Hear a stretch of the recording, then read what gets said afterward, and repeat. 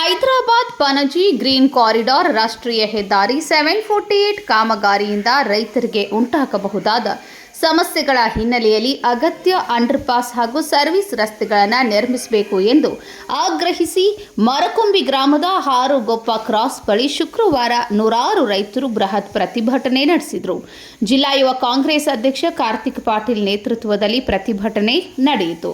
ಹೊಸ ಹೆದ್ದಾರಿ ಕಾಮಗಾರಿ ಜಮೀನುಗಳ ಮೂಲಕ ಹಾದು ಹೋಗುತ್ತಿರುವುದರಿಂದ ರೈತರು ತಮ್ಮ ಹೊಲಗಳಿಗೆ ತೆರಳಲು ತೊಂದರೆ ಉಂಟಾಗಬಹುದು.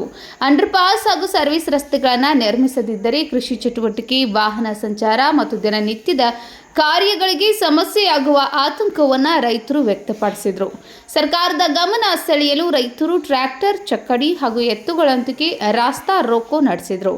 ಸ್ಥಳಕ್ಕೆ ಆಗಮಿಸಿದ ಶಾಸಕ ಮಹಾಂತೇಶ್ ಕೌಜಲ್ಗೆ ರೈತರ ಸಮಸ್ಯೆ ಆಲಿಸಿ ಅಧಿಕಾರಿಗಳಿಗೆ ಸೂಕ್ತ ಕ್ರಮ ಕೈಗೊಳ್ಳುವಂತೆ ಸೂಚಿಸಿದರು.